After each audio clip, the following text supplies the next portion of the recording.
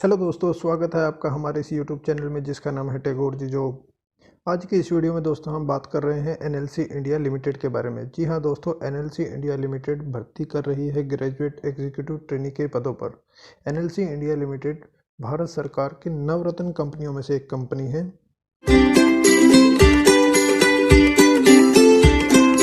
अगर आपने अभी तक हमारे चैनल को सब्सक्राइब नहीं किया है तो आप हमारे चैनल को सब्सक्राइब जरूर कर लें और बेल आइकन को भी जरूर दबा लें ताकि आपको समय समय पर हमारी आने वाली जॉब्स की सभी वीडियो की नोटिफिकेशन मिलती रहे। तो आइए दोस्तों, शुरू करते हैं आज की वीडियो।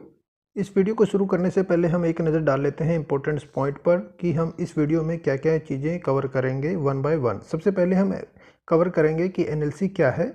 उसके बाद हम बात करेंगे कि इसमें क्या पोस्ट डिटेल दी हुई है। उसके बाद बात करेंगे जो भी इस वीडियो में हम पोस्टें बता रहे हैं उसकी एजुकेशन एलिजिबिलिटी क्या है। एज लिमिट के बारे में बात करेंगे। उसके बाद बात करेंगे हम पे स्केल के बारे में। उसके बाद हम बात करेंगे इसके लिए क्या एग्ज़ाम होगा, एग्ज़ाम का पैटर्न क्या रहेगा और उसकी स्कोरिंग या मार्किंग क्या रहेगी। उसके बाद बात करेंगे हम मेथड ऑफ सिलेक्शन की कि कैंडिडेट की सिलेक्शन होगी कैसे। उसके बाद बात करेंगे कि फॉर्म को भरने के लिए हमें क्या रिक्वायर्ड डॉक्यूमेंट की ज़रूरत पड़ेगी। उसके बाद है हेल्पलाइन। अगर आपको इस फॉर्म में कोई दिक्कत आ रही है, परेशानी आ रही है तो एनएलसी इंडिया लिमिटेड ने कुछ फ़ोन नंबर्स दिए हुए हैं जो कि हेल्पलाइन के तौर पर यूज किए जा सकते हैं। उसके बाद एप्लीकेशन फ़ी की एप्लीकेशन फ़ीस क्या रहेगी और उसके सबसे लास्ट में है एक इम्पोर्टेंट डेट्स क्या है फॉर्म के बारे में। तो आइए दोस्तों, शुरू करते हैं आज की हमारी वीडियो। भारत सरकार की बहुत सारी नवरत्न कंपनीज हैं जो भारत सरकार के अंडर में काम करती हैं, जिसे भारत सरकार का उपक्रम भी कहा जाता है। उसी में से एनएलसी भी एक कंपनी है। अगर आप यहां पर देखेंगे तो 10 नंबर पॉइंट पर आपको मिल जाएगा न्यूली लिग्नाइट कॉरपोरेशन लिमिटेड। ये सभी तरह की कंपनीज अलग अलग जो सेक्टर्स हैं उसमें काम करती है, जैसे Bharat electronic limited, container corporation of India limited, engineers India limited, Hindustan aeronautics limited, Hindustan petroleum corporation limited, महानगर टेलीफोन निगम लिमिटेड। इस तरह की बहुत सारी कंपनी जो हैं जो भारत सरकार के लिए काम करती हैं। और जो की वीडियो हमारी है एनएलसी इंडिया लिमिटेड के बारे में। तो सबसे पहले हम कवर करेंगे कि एनएलसी इंडिया लिमिटेड क्या है। सबसे ऊपर अगर आप देखेंगे दोस्तों कि NLC India limited Navratna government of India enterprise, मतलब कि एनएलसी इंडिया भारत सरकार का एक उपक्रम है जो कि भारत सरकार के लिए काम करता है। जैसे कि हमने पहले बताया था कि भारत सरकार के बहुत सारे नवरत्न हैं, मतलब बहुत सारी ऐसी कंपनियां हैं जो नवरत्न कही जाती हैं।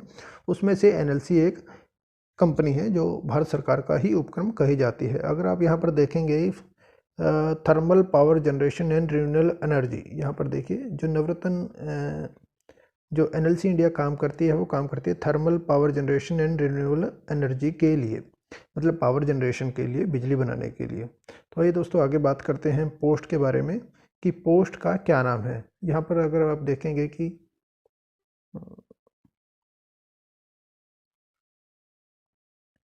ये देखिए ग्रेजुएट एग्जीक्यूटिव ट्रेनी, इस पोस्ट का नाम है ग्रेजुएट एग्जीक्यूटिव ट्रेनी, जो कि अलग अलग फील्ड्स के लिए निकाली गई हैं। अगर सबसे पहली जो पोस्ट दी हुई है वो है मैकेनिकल, जिसमें कि 125 वैकेंसीज़ के बारे में इन्होंने बताया हुआ है। इसकी जो हम एलिजिबिलिटी देख लेते हैं, फुल टाइम पार्ट टाइम, ये देखिए यहाँ पर एलिजिबिलिटी है full time part time bachelor degree in mechanical engineering, mechanical and production engineering.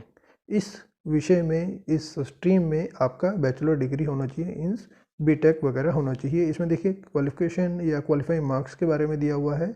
Minimum qualifying marks in notified qualification is 60% for UR, EWS and OBC category. अगर कोई candidate UR मतलब general category, EWS economical weaker section, OBC other backward class से belong करता है तो उसकी जो minimum eligibility है वो 60% है। और अगर कोई कैंडिडेट एससी या एससी कैटेगरी से बिलोंग करता है तो उसको 50% की रिक्वायरमेंट है फॉर्म भरने के लिए। उसके बाद हम बात करते हैं इलेक्ट्रिकल की। इसमें देखिए दोस्तों 65 पोस्टें के बारे में बताया हुआ है। इसकी जो एलिजिबिलिटी है वो भी देखिए सेम है, full time part time bachelor degree in electrical engineering, electrical and electronic engineering, power engineering. इसमें भी देखिए परसेंटेज सेम है, 60% है जनरल कैटेगरी के लिए, ईडब्ल्यूएस के लिए और ओबीसी के लिए। एससी और एसटी कैटेगरी के लिए 50%। उसके बाद बात करते हैं हम इलेक्ट्रिकल ईसीई। इसमें 10 पोस्टें इन्होंने दी हुई हैं। इसमें देखिए part time, full time, bachelor degree in electronic and communication engineering. Percentage वही है 60% और 50%। उसके बाद बात करते हैं सिविल। सिविल में 5 पोस्टें दी हुई हैं। एलिजिबिलिटी सेम है, स्ट्रीम सिर्फ अलग है, जैसे कि bachelor degree in civil engineering या सिविल एंड स्ट्रक्चर इंजीनियरिंग। उसके बाद बात करते हैं कंट्रोल एंड इंस्ट्रूमेंटेशन। इसमें भी 15 पोस्टें दी हुई हैं। एलिजिबिलिटी सेम है लेकिन स्ट्रीम अलग है, वो देख लेते हैं हम। Bachelor degree in instrumentation engineering, electronic and instrument engineering, instrumentation and control engineering. आगे हम बात करते हैं पोस्ट डिटेल की। आगे जो स्ट्रीम दी हुई है वो है कंप्यूटर। कंप्यूटर में है 5 पोस्टें जो कंप्यूटर स्ट्रीम के लिए है। एलिजिबिलिटी सेम है लेकिन स्ट्रीम अलग है। इसमें दिया हुआ है computer science engineering, computer engineering, information technology, और दिया है full time, part time, PG degree in computer application. Eligibility same है। Minimum qualification marks in notified qualification is 60% for UR and OBC candidate. और देखिए SC ST के लिए इसमें कोई पोस्ट नहीं है, इसलिए मार्क्स के बारे में भी इन्होंने मेंशन नहीं किया है। आगे हम बात कर लेते हैं माइनिंग की। इसमें भी इन्होंने 5 जो पोस्टें दी हुई हैं। एलिजिबिलिटी है full time, part time, bachelor degree in mining engineering. और जनरल कैटेगरी ओबीसी कैटेगरी के लिए 60%, SC और ST, सॉरी ST नहीं है इसमें, SC कैटेगरी के लिए 50%, ST कैटेगरी के लिए कोई भी पोस्ट नहीं है। उसके बाद बात करते हैं जियोलॉजी। जियोलॉजी में भी इन्होंने 5 पोस्टें दी हुई हैं। एलिजिबिलिटी है full time, part time, MTech geology या MSc जियोलॉजी। और जनरल और ओबीसी कैटेगरी के लिए है 60%, SC कैटेगरी के लिए है 50%। आगे हम बात करते हैं अगर फाइनेंस स्ट्रीम से कोई कैंडिडेट है तो उसके लिए पोस्टें हैं 14। और इसमें जो इन्होंने दिया हुआ है pass in final examination of Institute of Chartered Accountant of India, means उन्होंने CA किया हुआ हो या CMA किया हुआ हो या degree in any discipline with MBA of minimum 2 year duration with specialization in finance with 60% marks. देखिए या तो इन्होंने CA किया हुआ हो जिसे हम बोलते हैं चार्टर्ड अकाउंटेंट, या उन्होंने CMA किया हुआ हो जिसे हम बोलते हैं institute of cost accountant of India, या उन्होंने MBA किया हुआ हो 2 साल की ड्यूरेशन का 60% के साथ। और अगर वो बिलोंग करते हैं SC ST कैटेगरी से तो 50% के साथ। उसके बाद हम बात कर लेते हैं ह्यूमन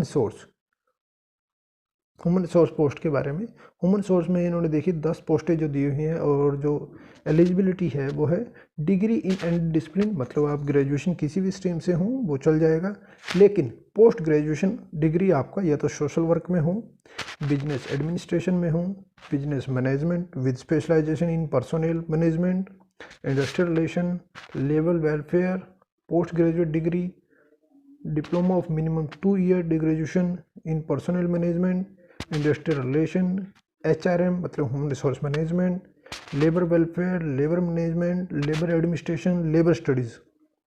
उसके बाद इन्होंने कहा है minimum qualifying marks in PG degree या PG diploma in 60% for general, EWS, OBC, NCL होता है नॉन क्रिमिनल, और 50% for SC and ST category. अब बात कर लेते हैं हम एज क्राइटेरिया के बारे में। देखिए दोस्तों यहाँ पर एज क्राइटेरिया दिया हुआ है। अगर आप बिलोंग करते हैं जनरल या EWS इकोनॉमिकली वीकर सेक्शन से तो आपकी अपर एज लिमिट रहेगी 30 साल। अगर आप बिलोंग करते हैं OBC category NCL non creamy से तो आपकी एज रहेगी 33। और अगर आप बिलोंग करते हैं SC कैटेगरी से तो आपकी एज रहेगी 35।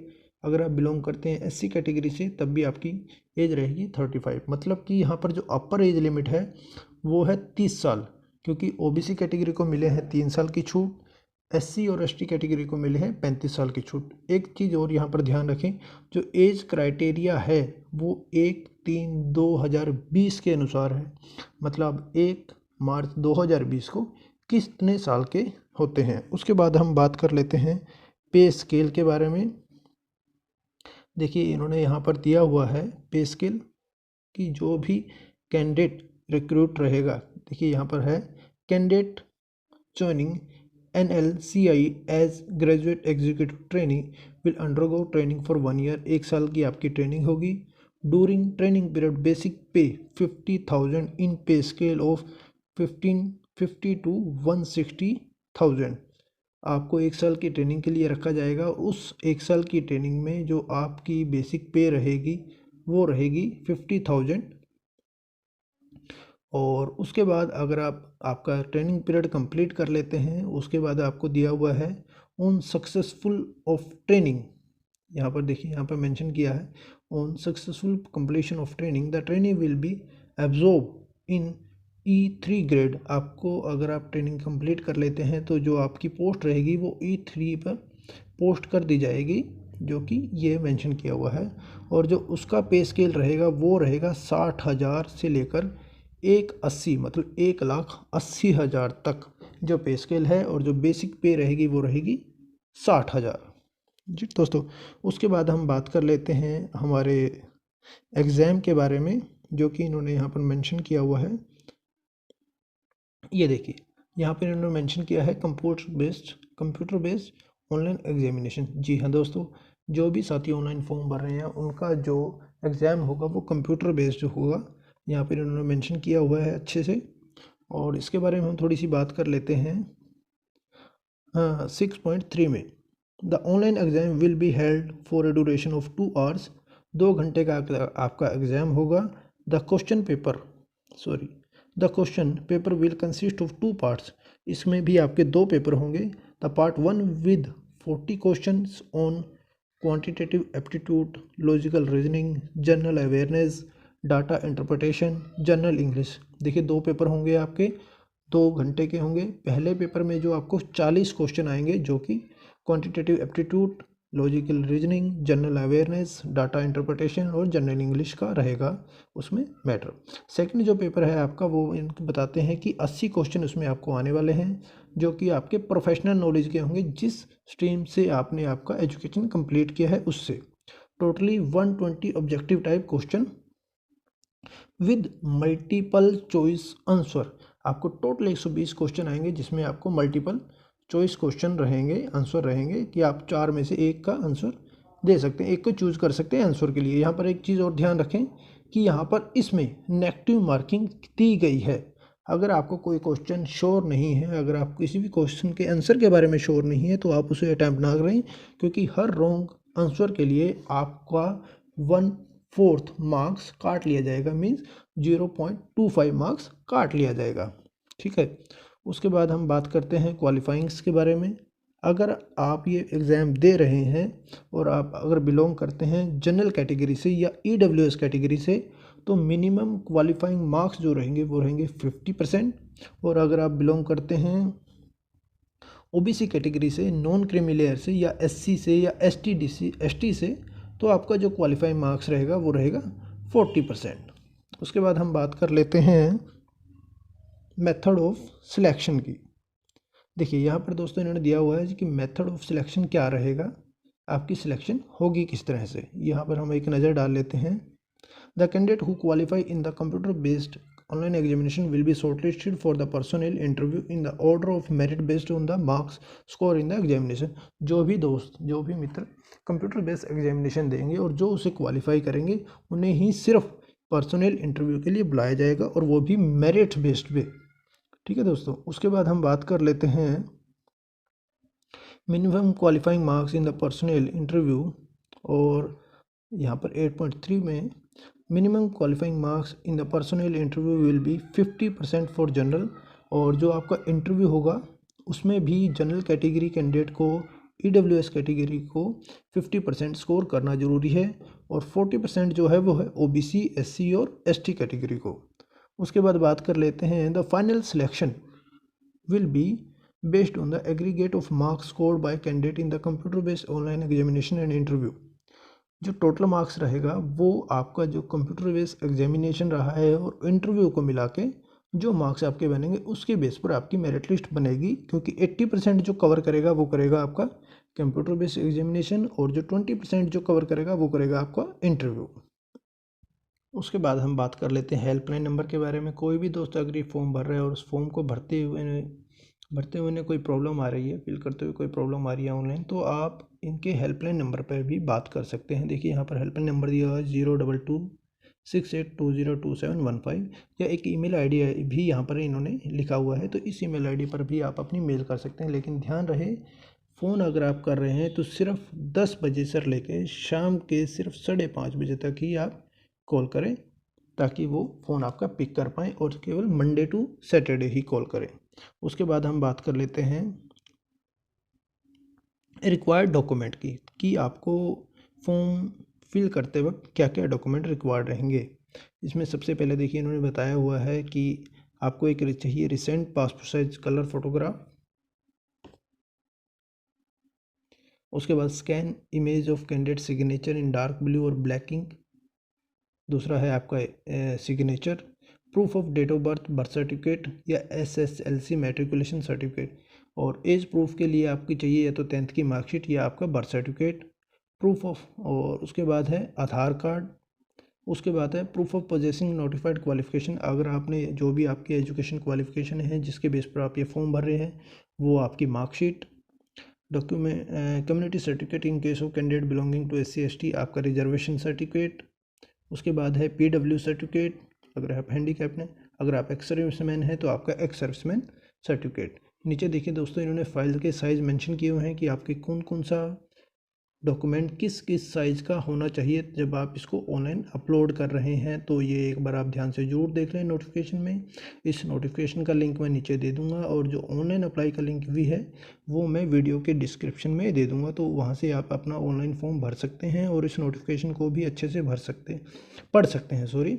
और एक सजेशन है आपके लिए कि कोई भी फॉर्म अगर आप भर रहे हैं तो उसको भरने से पहले आप नोटिफिकेशन को अच्छे से ज़रूर पढ़ लें। आइए दोस्तों, उसके बाद हम बात करते हैं कि एप्लीकेशन फ़ीस के बारे में, कि किस कैटेगरी के कितनी फ़ीस रहेगी। यहाँ पर एप्लीकेशन फ़ीस के बारे में इन्होंने लिखा हुआ है, अगर आप बिलोंग करते हैं UR अनरिजर्व मतलब जनरल कैटेगरी से, EWS से, OBC से, तो जो आपकी एप्लीकेशन फ़ीस है वो है 500 रुपीज़, और जो प्रोसेसिंग फ़ी है वो है 354 रुपये, जो कि टोटल होगा 854 रुपये। मतलब कि कोई भी कैंडिडेट जो कि जनरल कैटेगरी से बिलोंग करता है, EWS से बिलोंग करता है या OBC कैटेगरी से बिलोंग करता है, तो उसकी फ़ीस रहेगी 854 रुपये। और अगर कोई candidate SC ST PW BD या एक्स सर्विसमैन कैंडिडेट है तो उसकी जो फ़ीस रहेगी वो रहेगी केवल 354 रुपये। एप्लीकेशन फ़ीस देखिए यहाँ पर कोई नहीं है, उनकी सिर्फ प्रोसेसिंग फ़ी है, जो ये प्रोसेसिंग फ़ी है, तो उनकी जो प्रोसेसिंग फ़ी रहेगी वो रहेगी 354 रुपये। उसके बाद हम बात कर लेते हैं इम्पोर्टेंट डेट्स की। जी हाँ दोस्तों, opening of online submission of application date and time 18/3/2020 से ये फॉर्म शुरू हो चुके हैं सुबह 10 बजे से, और जो इस फॉर्म की लास्ट डेट है वो है 17/4 मतलब 17 अप्रैल 2020 रात को 23:55 मतलब कि 11:55 तक आप इस फॉर्म को भर सकते हैं। Last date for online payment of fee वो भी सेम है, सेम जो लास्ट डेट है फॉर्म की वही फ़ीस की भी लास्ट डेट है।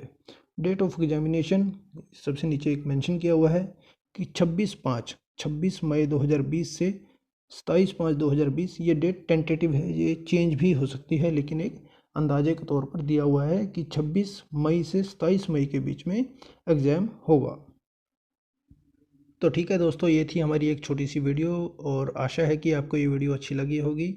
और अभी तक अगर आपने हमारे चैनल को सब्सक्राइब नहीं किया है तो आप हमारे चैनल को सब्सक्राइब कर लें, ताकि टाइम टू टाइम आपको हमारे आने वाली सभी वीडियोज़ के बारे में पता चलता रहे। और हो सके तो वीडियोज़ को शेयर भी ज़रूर करें अपने दोस्तों के साथ, ताकि ये किसी और के काम भी ज़रूर आ पाए। ओके दोस्तों, ठीक है, फिर मिलेंगे एक नई वीडियो के साथ। Bye bye.